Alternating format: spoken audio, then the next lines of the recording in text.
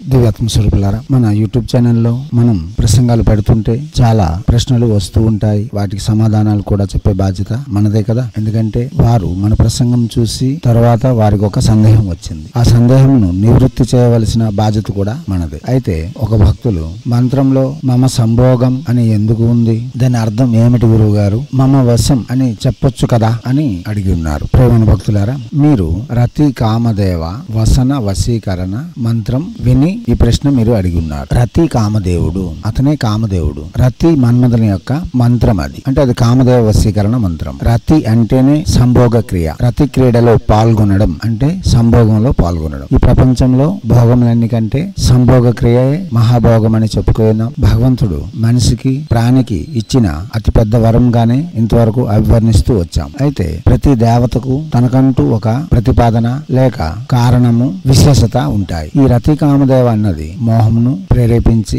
సంభోగ క్రియలో పాల్గొనేందుకు ప్రతి వారిని ప్రేరేపించే దేవతలే రతి మన్మథులు. వశీకరణ విద్యలు చాలా విధాలుగా ఉంటాయి. భార్యను భర్త లేక భర్తను భార్య సంభోగ క్రియలో ప్రేరేపించి తమను వశం చేసుకొని ఆజీవనం తనతో గడిపేందుకు వెసులుబాటుగా ఈ దేవతను ఆరాధన చేస్తాం. అక్కడ మరి వశం అన్నది అవసరం ఉండదు. ఎందుకంటే సంభోగం ద్వారానే వశం చేసుకోవాలి. ఆ క్రియ యందు పాల్గొని భర్త భార్య ద్వారా, భార్య భర్త ద్వారా అమితానందం పొంది ఒకరి పట్ల ఒకరికి ఆకర్షణ పెరిగి ఆజీవనం కలిసి ఉండాలి అనే ఒక ఆలోచన వారంతటి వారికి రావాలి అంటే ఏదో ఒక పదార్థం ఇచ్చి పుచ్చుకోవాలి. కాబట్టి భగవంతుడు ప్రకృతిబద్ధంగా ఇచ్చే సంభోగ క్రియ వారిద్దరికి ఉంటుంది. కాబట్టి దాంపత్య జీవనం చేస్తున్నారు కాబట్టి వారు దంపతులు కాబట్టి వారిద్దరిలో అమితానందమైన సంభోగ క్రియ జరగడం వలన వారు ఒకరి పట్ల ఒకరికి ఆకర్షణ మరియు ఆనందము పెరిగి ఆజీవనం ఒకరి పట్ల ఒకరు ఆకర్షితులై ఉంటారు. జీవనంను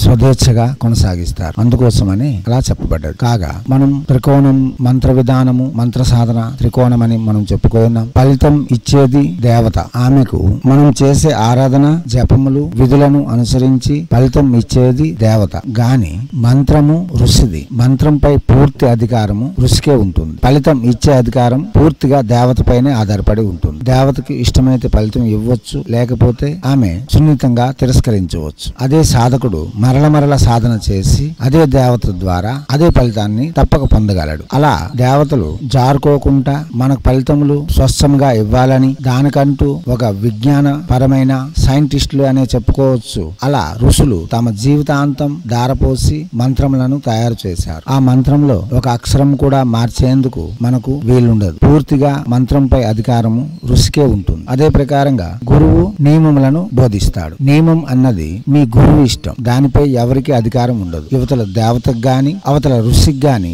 నియమములపై అధికారం ఉండదు. బాగా అర్థం చేసుకోండి. త్రికోణమితి సాధనం. 3 కోణములు సాధన ప్రయోగముగా కనిపిస్తుంది. ఒక కోణంలో దేవత అంటే ఫలితం ఇచ్చేది, ఒక కోణంలో ఋషి అంటే మంత్రం అందజేసేవాడు, ఒక కోణంలో గురువు మీకు నియమ నిష్టలు చెప్పేవాడు. ఎవరి అధికారం వారికే ఉంటుంది. కొంతమంది గురువులు ఊరు దాటొద్దని, అది చేయకూడదని, ఇది చేయకూడదని చాలా నియమాలు చెబుతారు. గాని రత్నశ్రీందు సేవసమ కేవలం మద్యపానము, మాంసభక్షణ, పరస్త్రీ వ్యామోహము, అదే స్త్రీమూర్తులైతే పరపురుషుని యందు ధ్యాస ఉంచుకోకూడదు అని మాత్రమే చెప్తారు. రత్నశ్రీ గురువు గారు తమ శిష్యుల కోసం ఒక నియమాన్ని తయారు చేసుకున్నారు. అది అతని ఇష్టం. అతనికి ఆ అధికారం ఉంది. అలాగే ఋషికి మంత్రంపై అధికారం ఉంది. దానిలో ఎటువంటి అక్షరము మార్చే అధికారము గురువుకి ఉండదు. మీరు దీన్ని అర్థం చేసుకుంటే చాలా విశేషంగానే ఫలితములు పొందగలరు. ఏదో గురువులు మీరు వెళ్ళారని తెల్ల కాగితం తీసి వారికి నచ్చింది రాసి చేసి సంపుటీకరణ మంత్రాలని చెబుతూ ఉంటారు. సంపుటీకరణ మంత్రములు ఎంతవరకు పనిచేస్తాయి అన్నది ప్రశ్నయే. చేయవని కూడా నేను చెప్పను, కానీ ప్రశ్నయే. ఎందుకంటే ఋషులు తమ జీవితాంతం దారపోసి అక్షరము జోడించి ఛందస్సు మరియు శబ్ద ఉచ్చారణ దోషములు లేకుండా ఆ దేవతకు అనుకూలంగా తయారు చేసి వారు కొన్ని వేల సంవత్సరాలు ఆ మంత్ర జపములు చేసి వారి యొక్క ఫలాలు చూసి తర్వాతనే మనకు అందిస్తున్నారు. ఎలాగైతే ఒక ఫార్మాసిస్ట్ కంపెనీ ఒక ఔషధాన్ని తయారు చేయడం కోసం విస్తృతంగా పరీక్షలు చేసి తర్వాత మనుషులపై కూడా ప్రయోగించి చివరిగా అది ఔషధంగా మన ముందుకు అందజేస్తున్నారో అదే ప్రకారంగా ఋషులు కూడా ఒక మంత్రమును తయారు చేసి తర్కించి అక్షరములు మార్చి బీజములను మార్చి ఆ దేవత యొక్క గుణగణములను అనుసరించి మంత్రమును తయారు చేసి విస్తృతమైన పరిశీలన తర్వాతనే అవి మనకు అందిస్తున్నారు. కాబట్టి రత్నశ్రీ హిందూ సేవా సమాజ్ ఎప్పుడు కూడా సంపుటీకరణ మంత్రములకు ప్రతిపాదన చేయడం లేదు. ఏ దేవతకైనా సరే మూల మంత్రమే చెబుతున్నాం. శాస్త్రం నుండే మంత్రములే చెప్తున్నాం. ఇప్పటికీ మన యూట్యూబ్ ఛానల్లో 1435 ప్రసంగాలు ఉంటే దానిలో 1250 మంత్రాలు అందించాం. ఈ 1250 మంత్రాల్లో కనీసం 5 నుండి 10 లోపు మాత్రమే సంపుటీకరణ మంత్రాలు, అవి కూడా ప్రయోగయుతంగా ప్రయోజనం కల్పించే మంత్రములు మాత్రమే అందిస్తూ వస్తున్నాం. కాబట్టి మంత్రములలో అక్షరములు మార్చే అధికారము గురువుకి లేదు. దీన్ని మీరు అర్థం చేసుకోవాలి. అక్కడ గురువే వ్యాకరణమందు పట్టు సాధించిన వాడు, దేవత ఉపాసనయందు విస్తృతమైన అనుభవం కలిగి ఉన్నవాడు, దేవత యొక్క గుణగణములు తెలిసినవాడు, దేవత యొక్క పదార్థములు, దేవత యొక్క అక్షరములు తెలుసుకున్నవాడు తాను ఒక మంత్రమును తయారు చేసి కొంతమందికి ఆ మంత్రమును ఇచ్చి ప్రయోగయుతంగా చూసి ప్రయోజనం పొందిన తర్వాతే ఇతరులకు అందించాలి. ఇంతకు ముందు మనం చెప్పుకున్నట్టుగా ఒక మందు తయారు చేయడం కోసం ఫార్మా కంపెనీలు ఎంత కష్టపడుతున్నాయో మంత్రం తయారు చేయడానికి కూడా గురువులు అంత కష్టపడాలి. అయితే అటువంటి బాధ మనకు ఇప్పుడు లేదు. ఎందుకంటే మనం తెలుసుకున్నవి మహా అయితే ఒక 15,000 మంత్రముల వరకు మనం తెలుసుకోగలిగాం. కానీ భారత హైందవ సనాతన ధర్మంలో కొన్ని కోట్ల మంత్రములు, కోట్ల విధానాలు చెప్పబడి ఉన్నాయి. వేల కొలది ఋషులు మన కోసం ఇవన్నీ చేసి ఉన్నారు. వాటిని మనం తెలుసుకుంటే చాలు. అంత